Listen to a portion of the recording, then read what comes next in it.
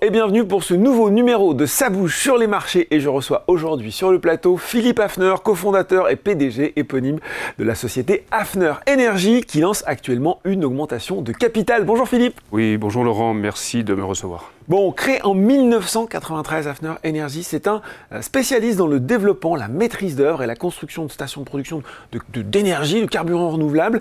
La société, elle a été introduite, Philippe, en février 2022. Ça fait donc un tout petit peu plus de 3 ans, presque jour pour jour, on pourrait dire. Comment Haffner Energy a déroulé sa stratégie pendant cette période?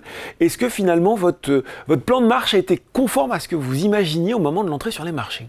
Alors, donc, quand on s'est introduit en 2022, donc début 2022, c'était avant le conflit en Ukraine, oui. L'écosystème énergétique était complètement différent de ce qu'il est aujourd'hui. Donc c'est vrai que la survenance du conflit, finalement, a changé beaucoup de choses. Ouais. Et quand on s'est introduit, il y avait des attentes extrêmement fortes et immédiates sur l'hydrogène. Et ce changement de paradigme a provoqué quelque part une modification des priorités. Et ça a induit effectivement de forts retards sur le développement de la filière hydrogène. Et la grande chance que nous avons, c'est de produire de l'hydrogène à partir non pas d'électrolyse, mais à partir de biomasse. Et quand on fait l'hydrogène à partir de la biomasse, on peut aussi faire autre chose. Donc quand on a vu ce qui se passait, était en train de se passer, le bouleversement complètement dingue sur le marché de l'énergie, il faut le dire. Extraordinaire, incroyable. Et on a très rapidement adapté notre offre, modifié notre offre, de façon à l'élargir, de façon à pouvoir adresser des marchés beaucoup plus larges, qu'on n'aurait pas pu faire plus tôt parce qu'on n'avait pas encore l'équipe pour le faire. Oui. Et donc on a mis 18 mois pour adapter cette offre. Et dès qu'on a adapté cette offre, notre pipe s'est mis à augmenter de façon considérable. Et à tel point qu'aujourd'hui, l'hydrogène ne représente que 20% ou 18% du total. Alors que quand on s'est introduit, on était un pur player de l'hydrogène. Ouais, donc il a fallu réinventer la stratégie en 3 ans en fait. C'était fabuleux. Donc en fait, ce qui fait que ce qu'on peut dire aujourd'hui, aussi parce que nous disposons d'un outil de production d'hydrogène, et l'hydrogène c'est la molécule la plus difficile à obtenir de toutes les molécules, et bien aujourd'hui on est beaucoup plus fort et résilient finalement qu'on l'était en 2022, puisqu'on repose sur plusieurs marchés qui ont des cycles différents, avec des attentes différents, et on est surtout positionné désormais sur des marchés où c'est la demande qui drive le marché et non pas l'offre. Sur l'hydrogène, on est sur un marché de l'offre, parce que l'Europe a voulu effectivement financer des gigafactories, mais en face, on a très peu de demandes encore effectives. Sur les autres marchés, notamment par exemple le marché du Syngas ou le marché des carburants d'aviation durable, on est clairement sur une dynamique inverse. C'est un marché de la demande. Alors, on va rentrer dans le détail justement de ces différents marchés. On va peut-être rester sur l'hydrogène, parce qu'effectivement, vous l'avez dit au départ, c'est ce qui a un petit peu caractérisé ce que faisait Haffner Energy. Un des atouts de la société, c'est votre production d'hydrogène vert de gaz, grâce à votre technologie. Est-ce que déjà vous pouvez rappeler pour nous les atouts de cette technologie? Alors les atouts, c'est qu'on repose sur la biomasse. La biomasse, c'est une matière extrêmement versatile. Alors une des grandes forces de la société, c'est d'être en capacité d'utiliser toutes les biomasses. Donc la biomasse, c'est quoi? C'est la matière du vivant. Ça peut être des résidus agricoles, ça peut être des lisiers, des fumiers, des boues, des sargasses. Ça pourrait même être des ordures ménagères, la fraction organique, évidemment des déchets de bois. Donc on a une diversité de biomasse et on en a partout. Et donc on n'a pas cette contrainte de reposer sur un réseau électrique, on repose sur quelque chose qu'on trouve partout et on va s'adapter en fonction des saisons. Donc c'est une grande force. Puis aussi un autre avantage, c'est que la biomasse, c'est une énergie primaire extrêmement compétitive. On est sur des niveaux de prix qui sont souvent de l'ordre de 20 € le mégawattheure. C'est complètement différent de tout ce qu'on peut trouver ailleurs. Donc c'est une très grosse opportunité. Bon, très grosse opportunité, en même temps Philippe, vous l'avez dit, il y a le avant et après le conflit en Ukraine. Avant, il y a ce marché de l'hydrogène vert, on voit un énorme potentiel, notamment dans la mobilité lourde. Où est-ce qu'on en est 3 ans plus tard? Vous l'avez dit, il a fallu se réadapter sur les attentes, sur le potentiel de ce marché. Et j'ai envie de dire aussi sur le paysage concurrentiel, comment Haffner Energy a pu trouver sa place. Il y a désormais des gros acteurs, un petit qui s'appelle Total Energy, pour ne pas le citer. Quelle vision vous portez sur ce marché aujourd'hui? Alors, nous, on reste très positif et on est très positif sur l'hydrogène. La seule chose, c'est qu'il y a eu un décalage. L'hydrogène va s'imposer, mais ça mettra plus de temps que ce qu'on avait pu anticiper pour la raison que je viens de vous donner. Mais quand on regarde un petit peu les renouvelables, Ça s'est mis en place en plus de 20 ans. Donc en fait, on a voulu que l'hydrogène se mette en place en 5 ans, là où d'autres secteurs peut-être un petit peu irréaliste au niveau des attentes au départ. En 20 ans, même la voiture électrique, elle existait depuis un siècle. Donc pour moi, c'est clair que l'hydrogène va s'imposer comme une solution majeure de la transition énergétique, sauf que ça prendra un peu plus de temps. Le fait que des acteurs comme Total Energy, je dirais, s'installent, c'est une très bonne nouvelle, puisque Total, c'est justement un petit peu le chaînon nécessaire pour que la filière décolle, puisque c'est la demande. Il nous faut de la demande. Donc le fait qu'un Total Energy se positionne, c'est une très bonne nouvelle pour l'hydrogène. Donc nous, on ne demande que ça. Donc l'hydrogène, il ne faut pas l'oublier, c'est un vecteur énergétique, ce n'est pas une énergie en tant que telle. Évidemment, on pourra demain avoir de l'hydrogène naturel, mais l'hydrogène produit, fabriqué, c'est un vecteur énergétique. Et donc il y a plusieurs façons de le faire. Nous constituons une des façons à partir de biomasse. Bon, il y a l'hydrogène, et vous l'avez dit, mais c'est plus seulement ça, Fneur Énergie, vous l'avez dit, 18% des projets en cours. Vous êtes également présent sur la décarbonation de l'industrie, le carburant durable pour l'aviation, ce qu'on appelle le SAF, le méthanol renouvelable. Justement, comment ces différentes activités que vous avez ajoutées à votre palette, elles évoluent aujourd'hui? Alors déjà, ce que je voudrais dire, c'est qu'on pourrait penser, oui, ça fait plein de produits différents. Non, c'est une seule famille de produits qui va, à partir d'un syngas, pouvoir produire plusieurs biocarburants avec uniquement, je dirais, des catalyseurs différents. Mais c'est le même syngas qui va faire de l'hydrogène, du carburant d'aviation durable, du méthanol. Et donc ça, c'est formidable parce qu'on n'a pas besoin de réinventer X machines. On a juste besoin d'adapter une offre. Mais la technologie, finalement, la famille de technologie reste la même. Ouais. Donc ces marchés, en fait, ils ont des cycles différents. Ils ont des usages différents. Le carburant d'aviation durable, c'est pour l'aviation. Le méthanol, c'est pour le maritime. L'hydrogène, ça va être un mélange entre l'industrie et les mobilités. Le syngas, c'est clairement pour l'industrie. Donc ces marchés, ils ont cet intérêt d'avoir des cycles qui sont différents. Donc ça nous permet à nous de diversifier, à la fois d'élargir le marché, tout en diversifiant le risque. Et en fait, le chaînon manquant pour nous, c'était d'avoir un outil de démonstration industrielle qui nous permette de prouver à nos clients que ça marche de façon continue, de façon vraiment industrielle. Jusqu'à relativement peu de temps, nous avions uniquement un démonstrateur industriel qui n'avait pas cette dimension de produit tel que le client va l'acheter. Et nous l'avons seulement depuis très peu de temps. Pourquoi? Parce que nous n'avions pas de site. Et pourquoi nous n'avions pas de site? Et bien parce que c'est du fait des retards, de ces fameux retards de la filière. Et donc il a fallu qu'on choisisse, qu'on trouve notre propre site, qu'on l'adapte, qu'on le construise. Et ça fait seulement 1 mois que nous produisons de l'hydrogène sur notre site qui est situé qui est situé dans la Marne, à Marolles. Ça, ça change complètement la donne pour nous. La présence de l'outil industriel. Complètement. Justement, aujourd'hui, au moment où on se parle, Philippe, où est-ce qu'elle en est la situation financière d'Hafner Energy? Je crois justement qu'il y a l'atteinte de la profitabilité dès l'an prochain. Vous êtes serein? Comment vous le comptez y parvenir? Je ne veux pas dire le mot serein, oui, on est tout à fait confiant, très confiant. Pourquoi on est confiant? Pour plusieurs raisons. La première, on a considérablement réduit nos charges d'exploitation. Aujourd'hui, quand on fait abstraction des recettes non récurrentes, on est aux environs de 600 000 € par mois.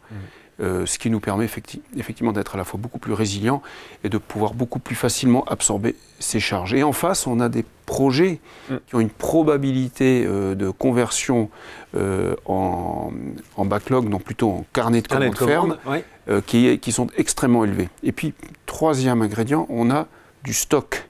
Pourquoi on a du stock? Parce qu'on avait des commandes qui finalement ont été suspendues, comme c'est arrivé malheureusement à d'autres acteurs.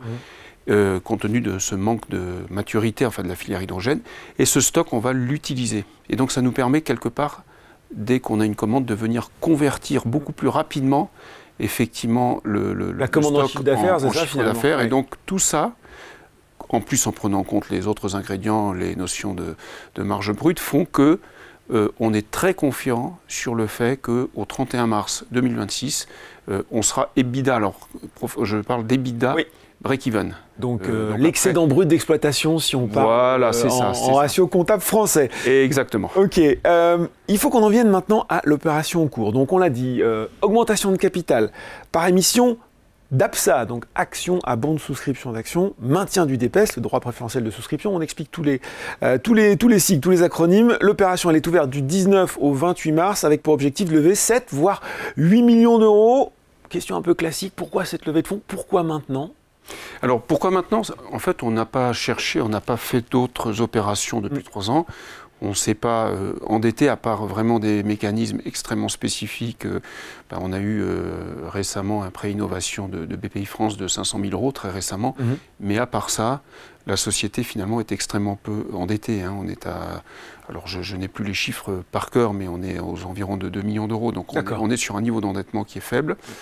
On n'a pas fait appel au marché, ça fait 3 ans. On est sur un secteur à forte croissance. On a besoin aussi de financer nos activités.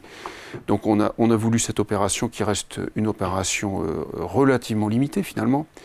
Donc ça fait partie de la vie d'une entreprise, le fait de chercher à se refinancer. C'est un des gros intérêts de la bourse finalement, et c'est pour ça qu'on fait cette opération maintenant.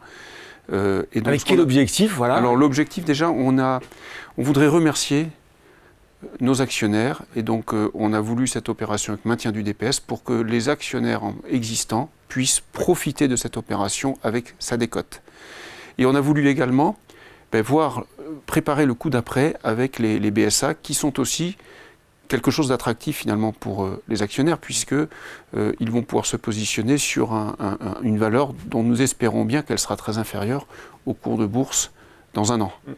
Donc l'objectif pour nous, c'est vraiment de financer effectivement notre croissance. Notre croissance maintenant, on a tous les ingrédients pour y arriver, notamment cet outil Amarol, une très très bonne compétitivité des énergies produites. Donc maintenant, il n'y a plus qu'à.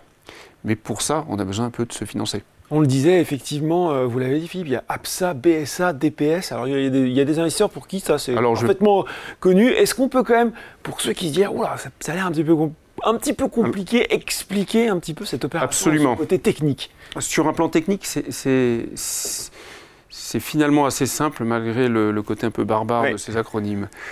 Donc, à chaque fois qu'un actionnaire existant détient une action, il détient aussi un droit préférentiel de souscription. Très clair. Ce DPS va lui permettre de souscrire à la nouvelle opération avec sa décote. Avec un ratio, alors de mémoire, je crois que c'est 23 pour 9. Donc, c'est ça.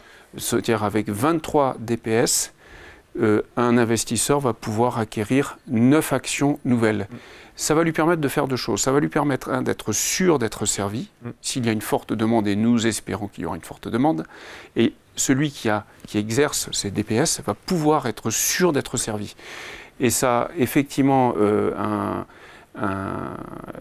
donc ça c'est le premier volet. Sur la partie BSA, la partie BSA, c'est qu'à chaque fois qu'on a effectivement une nouvelle action, il y a l'émission d'un bon de souscription d'action. Quand on aura 3 BSA, on pourra souscrire à une nouvelle action dans 1 an et qui aura un cours de 1,20 €. Et donc ça veut dire que les personnes qui vont souscrire vont pouvoir bénéficier de la décote actuelle qui est de 60%, qui est quand même 59%, plus pouvoir souscrire nous l'espérons, à un prix très préférentiel dans 1 an. Et donc le but, c'est à la fois de remercier nos actionnaires, c'est de rendre cette opération attractive dans un marché qui reste pas forcément très dynamique. Volatile, on va dire. Sur les small caps. Et donc ce qu'on veut, c'est qu'effectivement mettre toutes les chances de notre côté pour que cette opération soit un succès, et en même temps d'encourager quelque part nos actionnaires à souscrire. Et voilà. Bon, toutes les chances que cette opération soit un succès. Il y a quand même un gros morceau qui est fait parce qu'elle est souscrite, garantie à hauteur de 79% par vos actionnaires historiques. Belle marque de confiance, ça, quand même. C'est une très belle surprise pour nous. Et je dirais que l'élément majeur, ça a été effectivement le fait que nous ayons cette concrétisation Amarol, que nous aurions pu avoir il y a 2 ans d'ailleurs. On avait déjà les équipements, on aurait pu, pratiquement il y a 1 an et demi, on aurait pu avoir ce que nous avons aujourd'hui. Il nous manquait le site. Le fait de pouvoir le montrer, d'ailleurs je dirais certains d'entre eux, je ne donnerai pas les noms, mais sont venus voir, un peu comme Saint-Thomas, de voir l'hydrogène sortir, c'est magique. Et effectivement, ça a provoqué, je pense, ça a été un élément déclencheur majeur. Bon. Et donc c'est une très belle marque de confiance, effectivement. Vous l'avez dit, remercier les actionnaires, notamment les actionnaires individuels. Le cours, il a été chahuté. En même temps, à la lumière de ce que vous nous avez expliqué et ce qui s'est passé, c'est cette déflagration, on peut le dire, sur le marché de l'énergie. Qu'est-ce que vous avez envie de dire finalement aux investisseurs individuels qui seraient là depuis le début avec Hafner Energy que, bon an, mal an, le plus dur est peut-être passé en tout cas? Alors, déjà, les remercier. Oui. Premièrement, les remercier de leur confiance. Parce que ils ont joué un rôle important pour nous et donc nous, on souhaite qu'effectivement que l'aventure continue. Nous, moi-même et mon frère Marc en tant qu'actionnaire, premiers actionnaires, hein, on a, avec notre holding de tête qui détient 40% du capital, on n'a jamais vendu historiquement une action. D'accord. Donc ça veut dire quand même que nous-mêmes, on a confiance. On aurait pu vendre, on ne l'a jamais fait. Donc sachez-le. La seconde chose, ça fait 32 ans qu'on existe. Donc on a connu des péripéties, on a connu des crises, on a connu 2008, on a connu, je dirais, des moments de doute, et on est toujours là. Et c'est une société, je veux dire, avec cette composante familiale, et c'est toujours les mêmes actionnaires depuis le départ. Donc notre objectif, c'est à la fois de nous inscrire dans la durée, donc d'assurer la pérennité, mais c'est également maintenant de réellement transformer, je dirais, ce côté start-up avec des pertes d'année en année en société profitable très rapidement. Bon, eh bien voilà. Voilà pour les perspectives, les ambitions d'Hafner Energy. Merci beaucoup Philippe d'avoir représenté pour nous en détail cette augmentation de capital. Merci Laurent. Et je rappelle pour ceux qui souhaiteraient souscrire, l'opération est ouverte du 19 au 28 mars. Le prix de souscription pour une APSA est de 0,40 € et la parité de souscription est de 9 APSA pour 23 actions existantes. Et enfin, 3 BSA donnent eux droit à une action nouvelle. Ça bouge sur les marchés. C'est fini pour aujourd'hui, mais on se retrouve très bientôt pour un nouveau numéro.